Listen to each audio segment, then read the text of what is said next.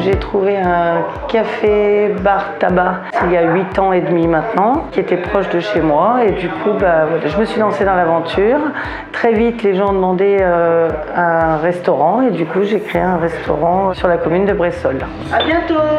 Je me suis lancée dans la restauration alors que je ne suis pas restauratrice du tout de métier. Je n'étais pas convaincue de pouvoir apporter quelque chose à un apprenti et c'est en rencontrant la MFR de Ballon, on a besoin aussi de gens comme vous pour pouvoir enseigner et transmettre la culture de la cuisine.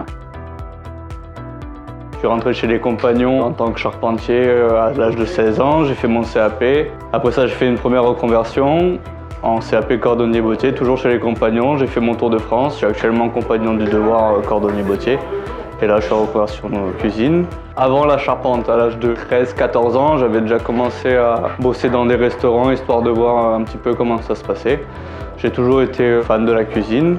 Pourquoi pas ça en fait? Il avance vite. Heureusement, j'ai pas quelqu'un de mou, j'ai quelqu'un qui est réactif, j'ai quelqu'un qui est investi. C'est qu'on apprend plus en pratiquant qu'en étant juste à l'école à faire de la théorie. Si je prends mon ancien métier, la cordonnerie, c'est 5% de théorie pour 95% de pratique. Si j'arrive demain dans une entreprise, je fais ouais, moi j'ai un bac pro cuisine, mais j'ai jamais touché un couteau. Le mec va plutôt préférer prendre un petit jeune qui sort de CAP parce qu'il aura touché à la matière, il aura compris un petit peu comment ça fonctionne, etc. Donc c'est l'avantage pour moi de faire de l'alternance en fait, c'est de pouvoir toucher à la matière, de pouvoir découvrir le milieu professionnel.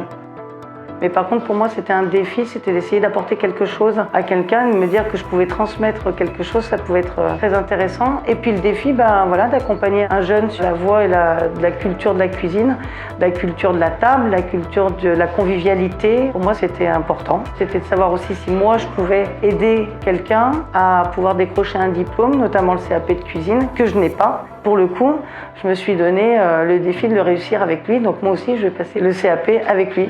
Voilà, on verra qui va gagner.